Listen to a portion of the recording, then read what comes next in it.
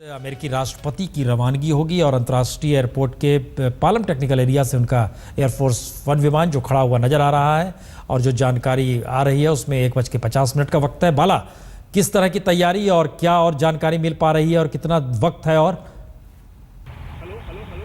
हाँ बाला बोलिए। बाला, हमारी आवाज़ फ़ोन कट गया है, ये आवाज़ सुनाई दे रही है, लेकिन ये टेक्निकल एरिया में जहाँ से एयरफोर्स वन को उड़ान भरनी है ये सऊदी जा रहे हैं और एक दिन का इसीलिए यहाँ पर इन्होंने हटाया था, अपनी यात्रा कम की थी और आगरा जाना नहीं था, उन्हें सऊदी जाना था।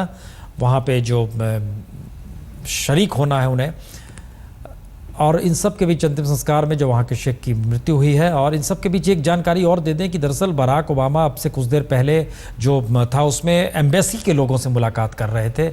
हमारे सहयोगी चूंकि इस वक्त वहाँ पर भी मौजूद हैं। गौरव तक आवाज़ जा रही है हमारी?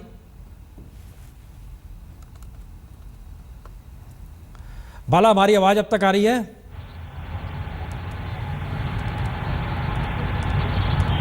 आवाज आ रही है। हाँ बाला, बताएंगे क्या तैयारी है या कितना और वक्त है जब काफिला पहुंचेगा अमेरिकी राष्ट्रपति का?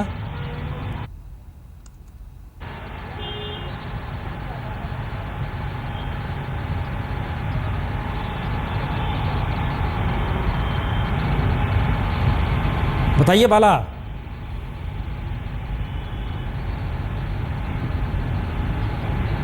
बाला, जानकारी चाहते हैं और कितना वक्त है, क्योंकि 1:50 निर्धारित समय था।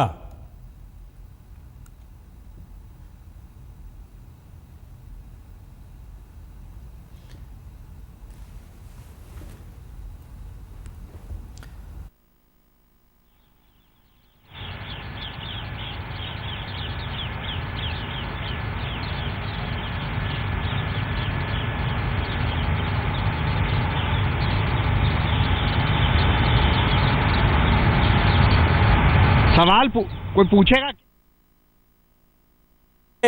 वहां कितने वक्त में पहुंचेंगे, कोई जानकारी मिल पा रही है?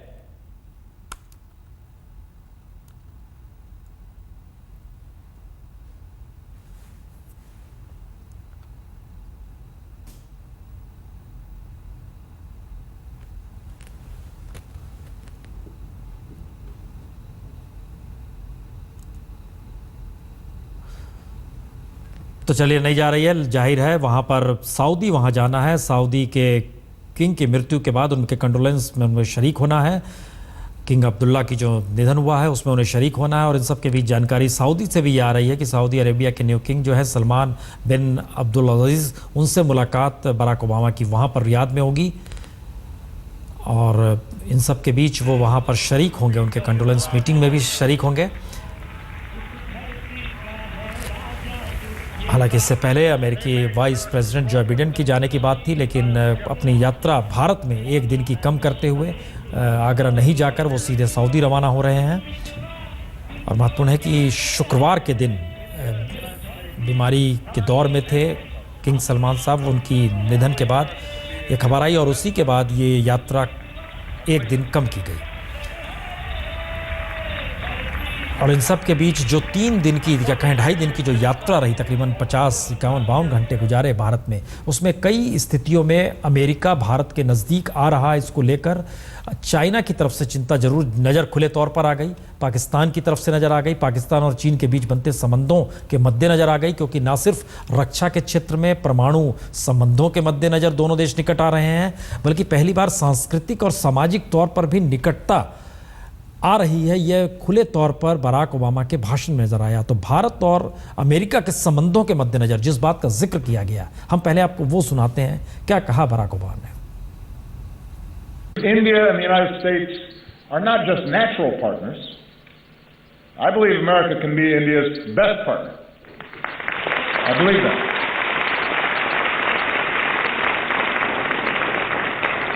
Of course, only Indians can decide India's role in the world, but I'm here because I'm absolutely convinced that both our peoples will have more jobs and opportunity, and our nations will be more secure, and the world will be safer.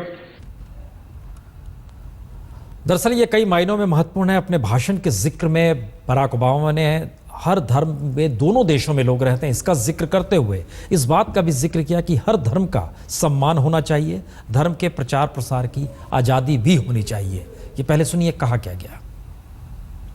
Our nations are strongest when we see that we are all God's children, all equal in His eyes and worthy of His love. Across our two great countries, we have Hindus and Muslims, Christians and Sikhs and Jews and Buddhists and Jains and so many faiths. And we remember the wisdom of Gandhiji, who said, "For me, the different religions are beautiful flowers from the same garden, or they are branches of the same majestic tree." हर धर्म को समान तौर पे देश, भारत जैसे देश में संविधान में जो जिक्र आर्टिकल 25 के तहत है, इस बात का जिक्र करते हुए कांग्रेस ने ओबामा के इस पूरे हिस्से को लेकर जिक्र किया है कि भारत में जो धर्म के नाम पर हो रहा है उसमें कम से कम अब भारत को, सरकार को ये बात समझनी चाहिए। संकेत बहुत साफ है कि जिस तरीके से ओबामा ने ये बात कही है, पिछले दिनों दिल्ली में भी गिरजाघरों में जो हमले हुए उसके मद्देनज़र भी इसे बड़ा महत्वपूर्ण माना जा रहा है। लेकिन इस पूरी यात्रा के दौरान भारत और अमेरिका की निकटता और ख़ास तौर से अमेरिकी राष्ट्रपति और भारत के प्रधानमंत्री की निजी निकटता खुलकर सामने आई, और ये एक आने वाले वक्त में दोनों देशों को किस दिशा और कहीं नई दिशा में ले जाएगी, इसके भी नए संकेत है ये। क्योंकि 25 जनवरी को अमेरिकी राष्ट्रपति के आने से लेकर और एयरपोर्ट पर खुद वहाँ पर रिसीव करने जिस तरीके से प्रोटोकॉल तोड़ते हुए प्राइम मिनिस्टर मोदी वहाँ पर पहुँचे, तो उसने संकेत दे दिए थे कि आने वाले वक्त में दोनों देशों के बीच निकटता सिर्फ आर्थिक संबंधों के मद्देनजर नहीं होगी, बल्कि सामरिक दृष्टि से, और शायद एशिया कॉन्टिनेंट में दोनों देश एक दूसरे के इस नज़दीक आएंगे, जिसको लेकर चीन और पाकिस्तान के बीच बेचैनी होगी। तो भारत एक तरह से बैलेंस भी बना रहा है और बड़ी कूटनीतिक तरीके से दुनिया में अपने स्थान को मजबूत भी कर रहा है।